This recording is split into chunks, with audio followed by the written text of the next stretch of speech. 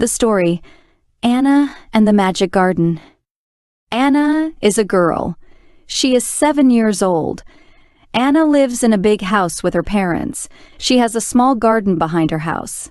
Anna loves her garden. She grows flowers and vegetables there. One day, Anna finds a shiny blue seed in her garden. She picks it up and shows it to her mom. "Mom, look! I found a special seed," says Anna. "Let's plant it and see what happens," says her mom with a smile. Anna plants the seed and waters it every day. Soon a tiny green sprout appears.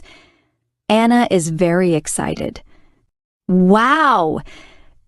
It's growing," says Anna. The sprout grows taller and taller.